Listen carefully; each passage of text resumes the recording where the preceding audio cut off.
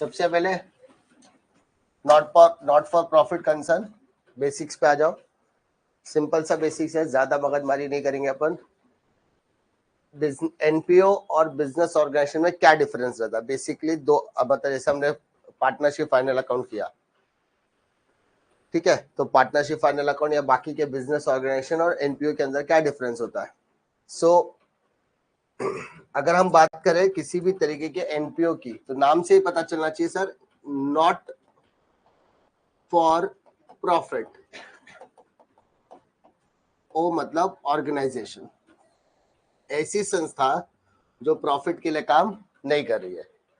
तो अगर कोई संस्था है जो प्रॉफिट के लिए काम नहीं कर रही, तो किसके लिए काम कर रही है? तो सवाल ये पैदा होता है किसके लिए काम करे, तो उसका मेन मकसद यहाँ पर क्या है? सर्विस देना। Service is the motto. Motto मतलब सर्विस। मकसद क्या है? तो इसका मेन मकसद क्या होता है? लोगों को सर्विस देना, लोगों को सेवा प्रदान करना। सर क्या ऐसा पॉसिबल है, ऐसा किसी तरीके का धंधा है या ऐसा कोई तरीके का बिजनेस है क्या जिसमें अपन सेवा दे सकते हैं? तो आपने देखा होगा बहुत सारे लोग स्कूल चलाते हैं, है ना, कुछ लोग कॉलेज चलाते हैं, कुछ लोग गवर्नमेंट की कैंटीन चलाते हैं, कुछ लोग लाइब्रेरी चलाते हैं, है ना, कुछ लोग जिम वगैरह भी चलाते हैं। तो ये सब ऐसे बिजनेसेस है ना जिसमें आप लोगों को सेवा देते हो और बदले में, सेवा के बदले में आपको कुछ ना कुछ तरीके की फीस मिलती है, ठीक है। तो सर्विस आपका पहला मोटो होता है। उसके बाद आप थोड़े बहुत पैसे कमाए ताकि आपके बिजनेस के एक्सपेंसेस को आप बेयर कर सको। सो आपका पहला मकसद यहाँ पर क्या रहता है? सर्विस प्रोवाइड करना। लेकिन बाकी के बिजनेसेस की बात करो तो बाकी के बिजनेस का मेन मकसद क्या रहता है? प्रॉफिट कमाना। अब accounting transaction need to be recorded. अब मैं बिजनेस करने के लिए बैठा हूं तो मुझे फाइनेंशियल बुक रेडी करना पड़ेगा। तो वहां पे trading account, profit and loss account, balance sheet, cash flow statement और बनता है। जब हम लोग अकाउंटिंग ट्रांजैक्शंस की बात करते हैं, जो एनपीओ की बात कर रहे हैं, नॉट फॉर प्रॉफिट कंसर्न की, वहां पर आपको रिसिप्ट एंड पेमेंट अकाउंट बनाना पड़ता है, इनकम एंड एक्सपेंडिचर अकाउंट बनाना पड़ता है और बैलेंस शीट। ध्यान दो, फाइनेंशियल बुक की बात करें, अगर आप धंधा लेकर बैठे हो, प्रॉफिट लेकर बैठे हो, आपका बिजनेस के अंदर प्रॉफिट कमाना आपका मेन मकसद होता है, तो वहां पे आपको ट्रेडिंग, प्रॉफिट एंड लॉस और बैलेंस शीट बनाना है। लेकिन आप धंधा यहाँ पर लेकर नहीं बैठे हो, आप लोगों को सेवा देने के लिए बैठे हो, तो वहां पर आपका प्रॉफिट तो आएगा नहीं। तो यहाँ पर आपको प्रॉफिट की जगह पर आपको बोला जाएगा सरप्लस। क्या बोला जाएगा?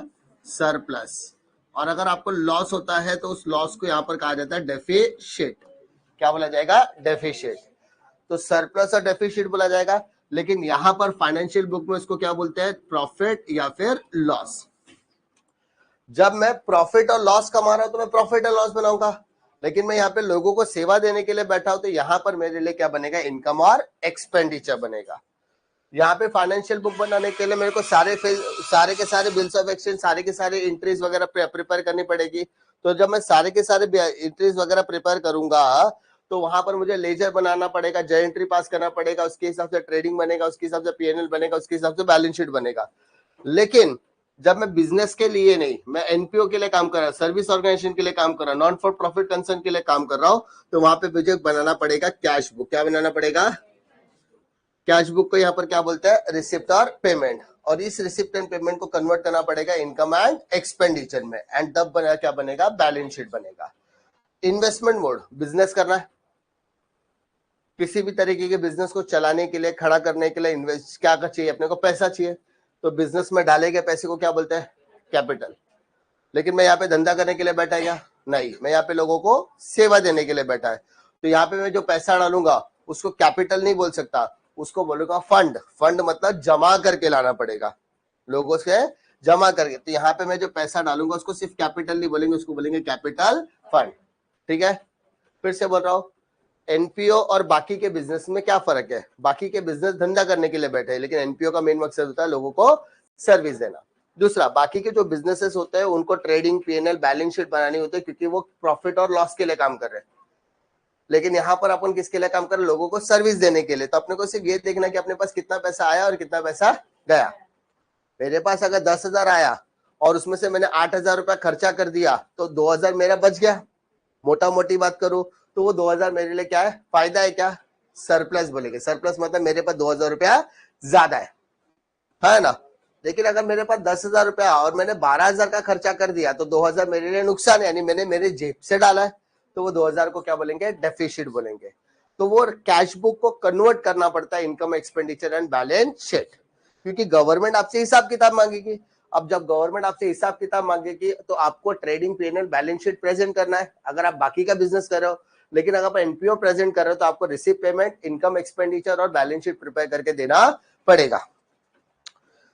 आप करते क्यों, बिजनेस कर रहे हो तो प्रॉफिट एंड लॉस के लिए करोगे, लेकिन अगर आप सेवा दे रहे हो तो आपका मेन काम क्या है, सरप्लस या डेफिसिट निकालना। आपने बिजनेस चालू किया तो आपको कैपिटल देना है, लेकिन अगर आपने एनजीओ चालू किया, एनपीओ चालू किया, तो आपको वहां पर क्या देना है, कैपिटल फंड देना है। समझा? ये आपको बेसिकली ये डिफरेंस आपको समझ में आना चाहिए। ठीक है, now what is receive payment. अभी रिसीव पेमेंट सुन तो रहे, लेकिन एग्जैक्टली वो रिसीव पेमेंट होता क्या है बेटा? Receive payment is nothing but a cash book. क्या, कौन सा बुक? कैश बुक के अंदर जो भी पैसा मेरा आ रहा है, अगर बिजनेस में पैसा आ रहा है तो मैं कहा लिखूंगा सर? अरे कहा लिखूंगा? Debit side. कहा लिखूंगा? और मेरे बिजनेस में पैसा जा रहा है, ठीक है, बिजनेस से पैसा जा रहा है तो कहा लिखूंगा? Credit side. बिजनेस में पैसा आ रहा है तो डेबिट साइड, जा रहा है तो क्रेडिट साइड। मानो आपने एक स्कूल चालू किया, तो मुझे बता किसी भी स्कूल के अंदर पैसा कहां से आता है?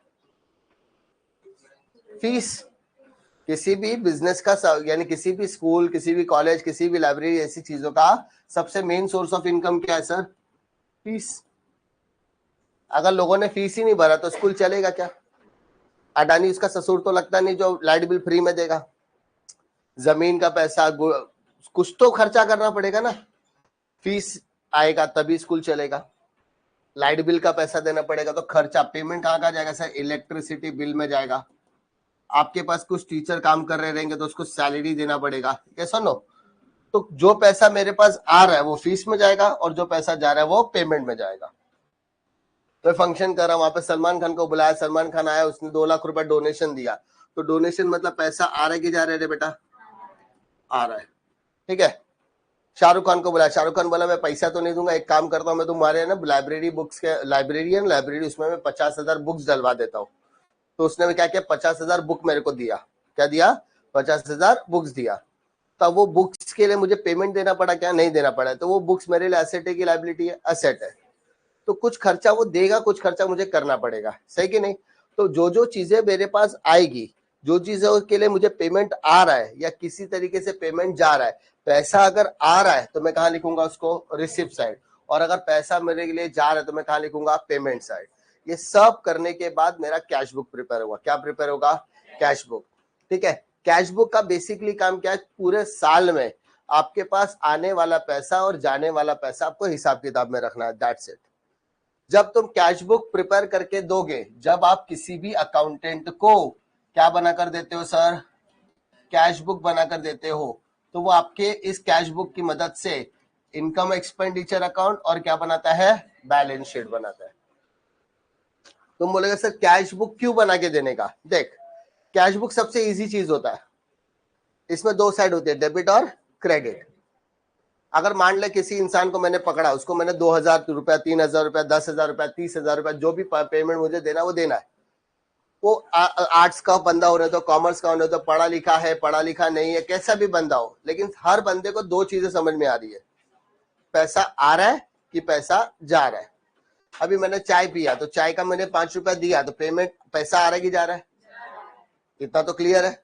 उसके लिए कुछ हिसाब किताब तो, तुम्हारे जेब में पैसा आ रहा है तो वो आवन है ना, और तुम्हारे जेब से 1 रुपया भी जा रहा है तो वो तुम्हारे लिए जावन है। तो अगर पैसा आ रहा है तो उसको डेबिट में लिख, और पैसा जा रहा है तो उसको कहां लिख? पैसा आ रहा जा रहा है, ये तो सबको समझ में आता है, तो उसके लिए कोई भी दिमाग लगाने की जरूरत नहीं है। इसलिए अकाउंटेंट क्या बोलता है, तुमको पूरे साल में क्या बनाना है? Cash book. तुम मुझे कैश बुक का हिसाब किताब दो, मैं तुम्हें बैलेंस शीट बना कर दूंगा। ठीक है, सुभाष चंद्र बोस का स्टेटमेंट है ना, तुम मुझे खून दो, मैं तुम्हें क्या दूंगा? आजादी दूंगा। वैसे चार्टर्ड अकाउंटेंट एनपीओ में क्या बोलता है, तुम मुझे कैश बुक दो, मैं तुम्हें इनकम एक्सपेंडिचर बैलेंस शीट बना कर दूंगा। समझा? तो कैश बुक ही आपके लिए क्या है, रामबाण है। तो सबसे पहले करने का क्या है बेटा, रिसीव पेमेंट है और बैलेंस शीट है, इनकम एक्सपेंडिचर। अभी ये तो चार्टर्ड अकाउंटेंट बना के देगा, यानी क्वेश्चन में रिसीव पेमेंट अकाउंट देगा, आपको क्या बनाना है। 90% लोग कंफ्यूज हो जाते हैं, करना क्या है। तो देख, सबसे पहला चीज क्या किया, रिसिप्ट साइड के सारे आइटम्स को कहा डालेगा, इनकम साइड में। मतलब रिसिप्ट में जो भी आइटम रहेगा वो कहां रहेगा, 2 में, उसको उठा के कहां डालोगे बेटा, बाय बाय बाय, ठीक है। और पेमेंट में जो भी आइटम रहेगा किस में रहेगा सर, बाय बाय बाय, उसके सारे आइटम्स को उठा के कहां डालोगे, वापस बोल, रिसिप्ट का आइटम किधर जाएगा रे बेटा, रिसिप्ट का आइटम किधर जाएगा, पेमेंट का आइटम किधर जाएगा, क्रॉस क्रॉस, समझा। रिसिप्ट का आइटम किधर जाएगा, इनकम, पेमेंट का आइटम किधर जाएगा, एक्सपेंडिचर, समझा। क्रॉस में क्या जाएगा, सिर्फ बैलेंस शीट आइटम को छोड़कर, सिर्फ बैलेंस शीट आइटम्स को छोड़कर। सर बैलेंस शीट क्या होता है, land and building, plant and machinery, furniture fixture, books, motor car, motor van, है ना, fix deposit, cash balance, bank balance, ये आइटम्स को छोड़कर बाकी सारे आइटम्स आपके शिफ्टिंग हो जाएगी। बैलेंस शीट वाला आइटम बैलेंस शीट में जाएगा, रिसिप्ट वाला आइटम इनकम में जाएगा, पेमेंट वाला आइटम एक्सपेंडिचर में जाएगा, रिसिप्ट वाला आइटम इनकम में जाएगा, ठीक है। पेमेंट वाला आइटम किधर जाएगा, एक्सपेंडिचर में, समझा रे बेटा। रिसिप्ट वाला आइटम किधर जाएगा, इनकम साइड में जाएगा, पेमेंट वाला आइटम किधर जाएगा, एक्सपेंडिचर। क्रॉस क्रॉस तो याद रहेगा, रिसिप्ट इनकम, पेमेंट एक्सपेंडिचर, सिर्फ किसको छोड़ के सर, बैलेंस शीट आइटम्स को छोड़कर, किसके आइटम को छोड़कर, बैलेंस शीट आइटम्स को छोड़कर। क्लियर है, 99% आपको यही करना है, समझा, क्लियर है। अब एक क्वेश्चन यहां पर लिखा है, एक वैल्यू यहां पर दिया जाएगा, बुक वैल्यू। कौन सी वैल्यू सर, ये बुक वैल्यू क्या होती है सर, बुक वैल्यू को नॉर्मल में कहा जाता है बैलेंस शीट वैल्यू। कौन सी वैल्यू सर, बुक वैल्यू को क्या बोलेंगे अपन, बुक वैल्यू को क्या बोलेंगे अपन, बुक वैल्यू को हम लोग क्या बोलेंगे, बुक वैल्यू को क्या बोलेंगे, अब जरा ध्यान दे, रिसिप्ट पेमेंट। अगर रिसिप्ट साइड में दिया है बुक वैल्यू, रिसिप्ट साइड में दिया है, रिसिप्ट साइड में दिया है बुक वैल्यू, इसका मतलब हम लोग क्या कर रहे हैं सर, सेल कर रहे हैं। क्या कर रहे हैं अपन, सेल कर रहे हैं, तो उस आइटम को क्या करेंगे, माइनस, क्या करेंगे। लेकिन अगर पेमेंट साइड में दिया, इसका मतलब मैंने वो सामान खरीदा हुआ है, वो असेट मैंने खरीदा हुआ है, इसका मतलब वो असेट को परचेज मानकर प्लस करेंगे, क्या करेंगे, समझा। बुक वैल्यू अगर रिसिप्ट में दिया है मतलब बेचा, रिसिप्ट में दिया है मतलब बेचा। देखो रिसिप्ट में दिया मतलब बेचा, मतलब मेरे पास पैसा आ रहा है तो रिसिप्ट, रिसिप्ट मतलब क्या होता है, पैसा आ रहा है, तो पैसा आ रहा है तो कुछ तो जा रहा है, क्या जा रहा है, असेट, क्या जा रहा है, असेट। तो असेट जा रहा है, पैसा आ रहा है, तभी तो रिसिप्ट में लिखा है, इसलिए उसको क्या मानेंगे, सेल, क्या मानेंगे, सेल। अगर रिसिप्ट साइड में सेल दिया है, रिसिप्ट साइड में बुक वैल्यू दिया है, तो उसको सेल मानोगे, क्या मानोगे, सेल। पेमेंट साइड में बुक वैल्यू दिया है, पेमेंट साइड में बुक वैल्यू दिया तो उसको क्या मानोगे, परचेस, क्या मानोगे, परचेस है तो क्या करने का, प्लस, सेल है तो क्या करोगे, माइनस। परचेस है तो क्या करने का, प्लस, सेल है तो क्या करने का, माइनस। और याद रखना, जब भी तुम्हारी जिंदगी में सेल आएगा, आपको सोचना है कि आपने उस ट्रांजेक्शन से प्रॉफिट लिया या फिर लॉस। मान ले मेरा फोन मैं खरीदूंगा तो पैसा देके खरीदूंगा, फ्री में खरीदूंगा, कॉमन चीज है। लेकिन अगर मैंने फोन बेचा तो मुझे बेचने पे या तो फायदा होएगा या तो नुकसान होएगा। खरीदने में फायदा नुकसान नहीं होता है, बेचने पे फायदा नुकसान मालूम पड़ता है। ये पेन 10 रुपए का मैंने खरीदा, 20 में बेचा, 10 में खरीदा 20 में बेचा, 10 में खरीदा, तो खरीदने पे फायदा नहीं है, बेचने पे फायदा है। अगर 10 का पेन मैंने 20 में बेचा तो 10 रुपए मेरा क्या है, प्रॉफिट। 10 का पेन मैंने अगर 8 में बेचा तो 2 रुपए मेरे लिए क्या है, अरे समझा, प्रॉफिट और लॉस। परचेस में प्रॉफिट लॉस नहीं है, किसमें प्रॉफिट लॉस है, सेल में। समझा? तो बुक वैल्यू और वैल्यू देखने का प्रॉफिट है कि लॉस है। समझा? ये जो चीजें मैं आपको बता रहा हूं ध्यान में रखना, अभी सम करते समय क्लैरिटी आएगी। पक्का? श्योर?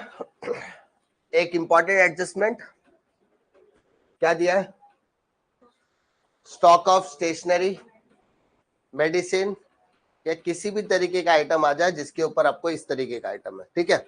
अब जरा ध्यान दो, इसको समझने के लिए करना क्या है, एक छोटा सा किस्सा सुनाऊंगा, अगर आपको होश आवास में रहोगे तो थोड़ा सा याद रहेगा, ठीक है।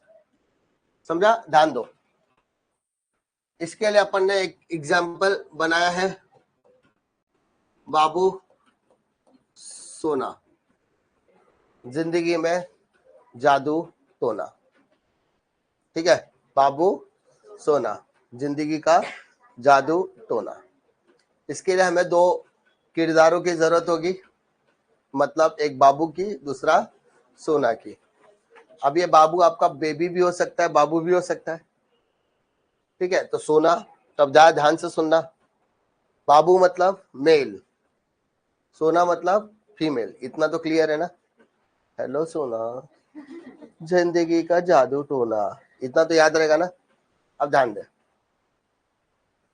वैसे तो आपकी विनाश की तारीख लिख दी गई है 11 फरवरी, तो अनफॉर्चुनेटली तरीके से आप इस बार वैलेंटाइन डे नहीं मना पाओगे, सही कि नहीं। आप इस बार वैलेंटाइन डे नहीं मना पाओगे, लेकिन तुम्हारी बाबू और सोना जो वाला स्टोरी है वो हमेशा कैरी ऑन रहेगा। तो तुम्हारी सोना ने बाबू से कहा, सोना ने बाबू से कहा, बाबू बाबू तुम मुझे कितना प्यार करते हो। बाबू ने कहा, पगली मैं तेरे से बहुत सारा प्यार करता हूं। सोना ने कहा बाबू से, तुम मुझसे कितना प्यार करते हो। बाबू ने कहा, मैं तुझसे बहुत प्यार करता हूं। फिर सोना ने कहा, चल झूठा,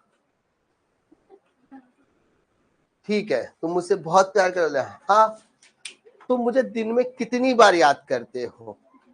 बोले, तुझे हर पल याद करता हूं, तेरी ही फरियाद करता हूं, तुझे हर पल याद करता हूं, तेरी फरियाद करता हूं।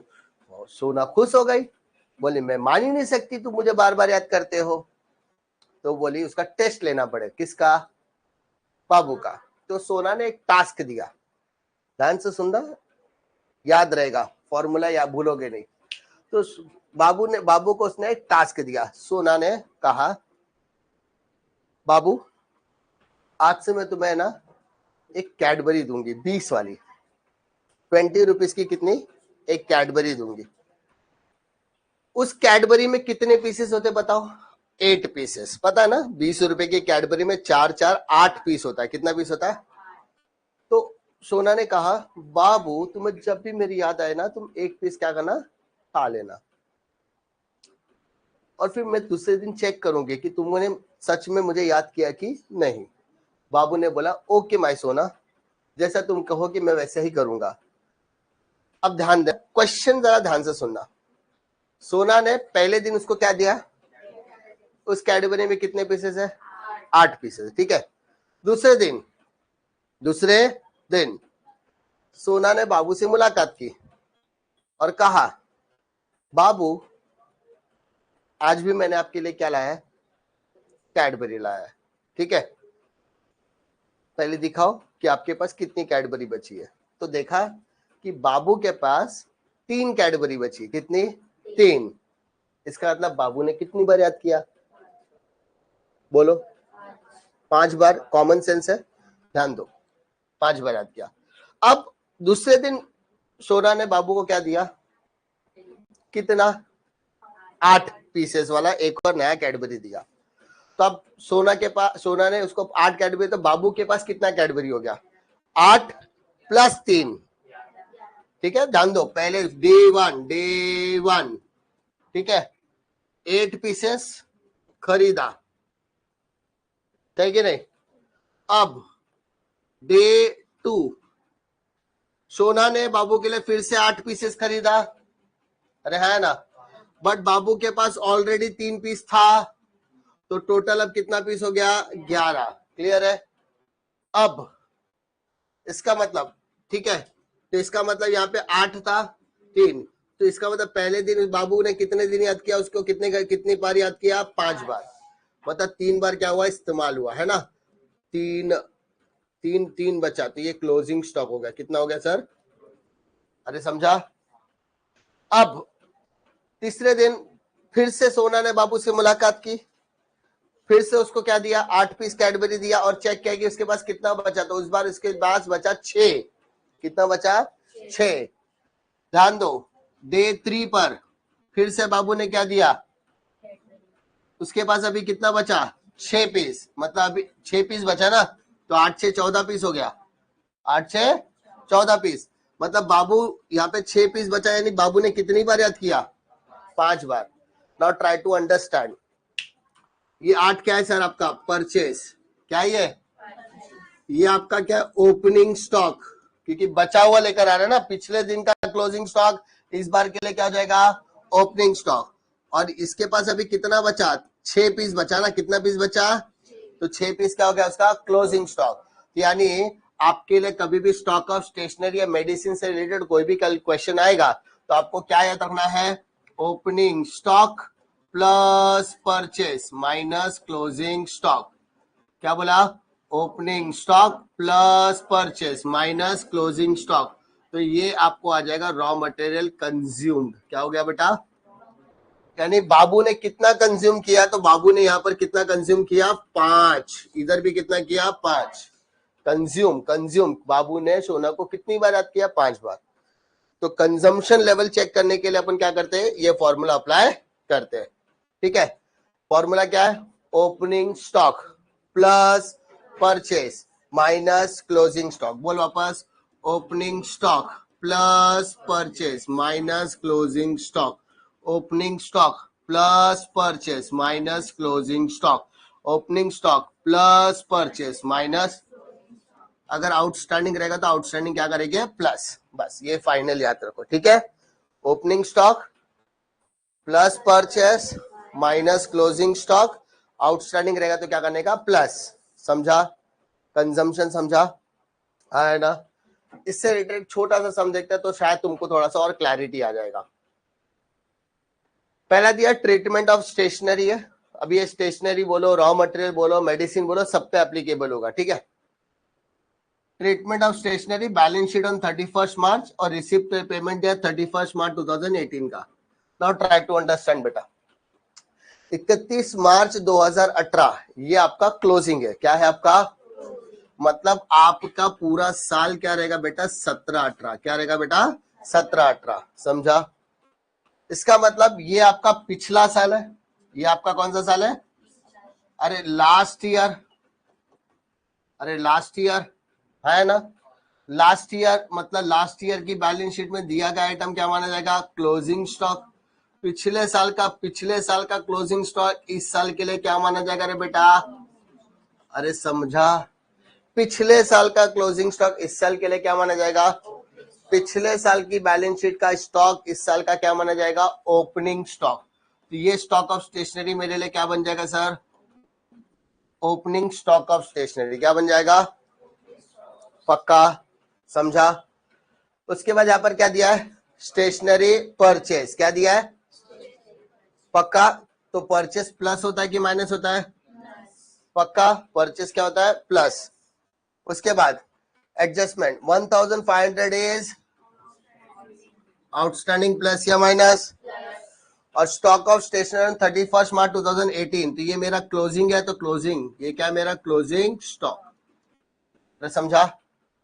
नाउ स्टेशनरी बोला है, तो यहाँ पे स्टेशनरी से रिलेटेड आइटम, मेरा ओपनिंग स्टॉक क्या है बेटा, उधर चेक कर, ओपनिंग स्टॉक कितना है, 800, है ना। परचेज ऑफ स्टेशनरी कितना है बेटा, 7000, कितना है, आउटस्टैंडिंग कितना है बेटा, 1500, तो तीनों को देख, 7,800 प्लस 700 7,800 प्लस 1,000 8,800 प्लस तो 9,300 आया। अरे हाँ है ना, प्लस करने आ रहा है कि नहीं आ रहा है? तीनों को क्या किया अपन ने? प्लस। तीनों को क्या किया? Closing stock. तो क्लोजिंग स्टॉक कितना है? 1,300। तो माइनस कर दे, कितना बचा बेटा? 8,000। इसको बोलेंगे रॉ मटेरियल कंज्यूम। क्या बोलेंगे बेटा? Raw material. यहाँ पे रॉ मटेरियल की जगह पर क्या आ गया सर? स्टेशनरी।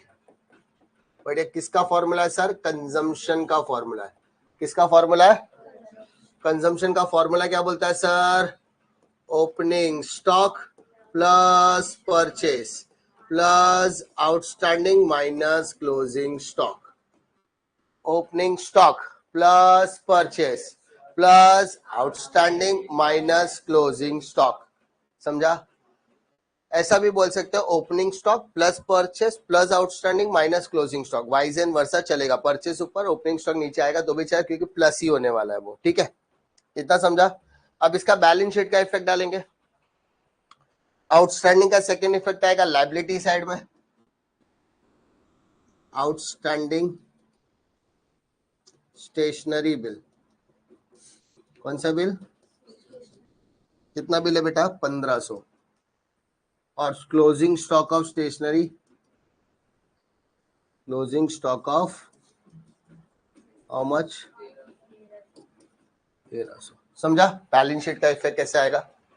फिर से बोल रहा हूं, स्टेशनरी वाला आइटम जब भी आएगा तो डरने वाली बात नहीं है। ठीक है, फंडा एकदम क्लियर है। पिछले साल की बैलेंस शीट का स्टॉक मतलब क्लोजिंग स्टॉक। पिछले साल, कौन सा साल? पिछला साल। पिछले साल का क्लोजिंग स्टॉक इस साल के लिए, पिछले साल का क्लोजिंग स्टॉक इस साल के लिए। पहला क्या करने को? Opening stock. ठीक है, परचेस प्लस या minus? Plus. Opening stock plus purchase, opening stock plus purchase minus closing stock, minus closing stock. Opening stock plus purchase minus closing stock, opening stock plus purchase minus closing stock. Outstanding रहेगा तो क्या करेंगे? Plus.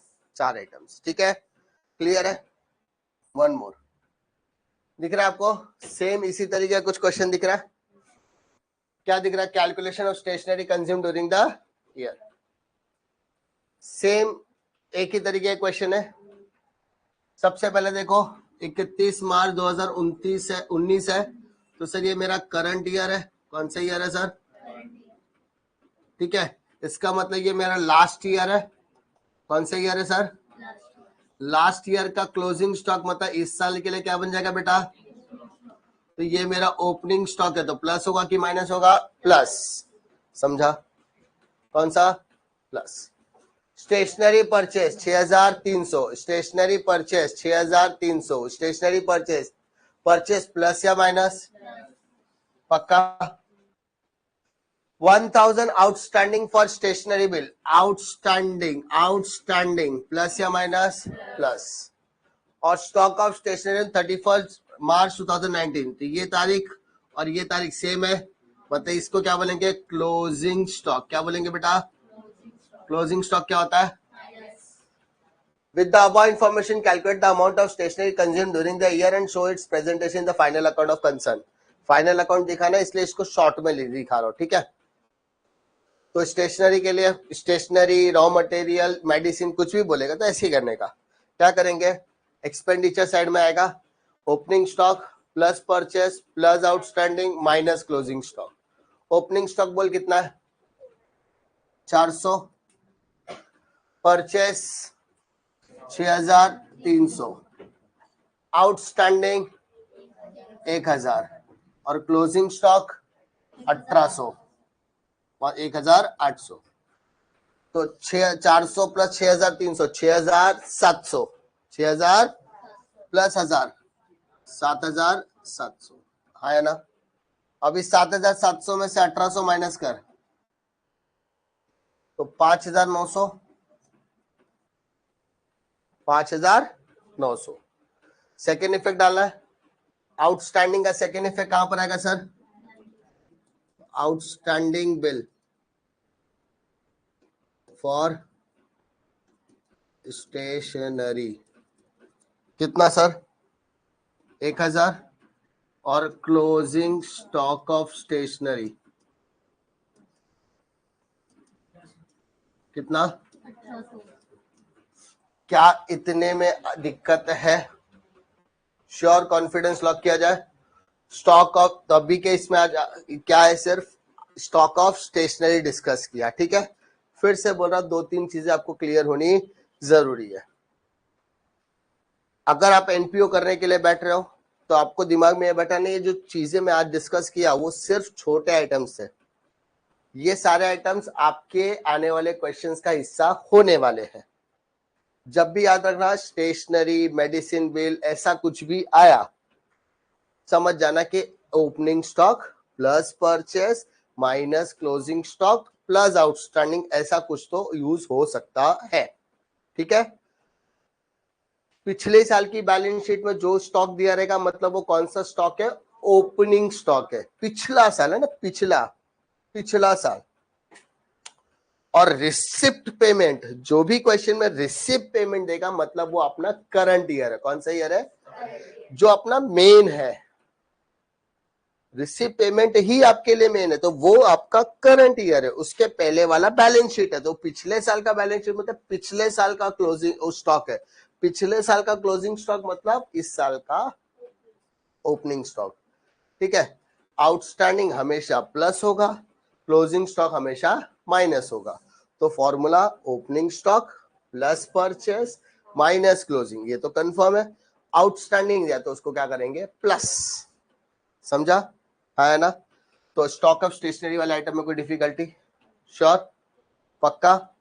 Stationery से related या raw material से related कोई भी अगर आइटम अगर क्वेश्चन में आ गया तो आप कर सकते हैं।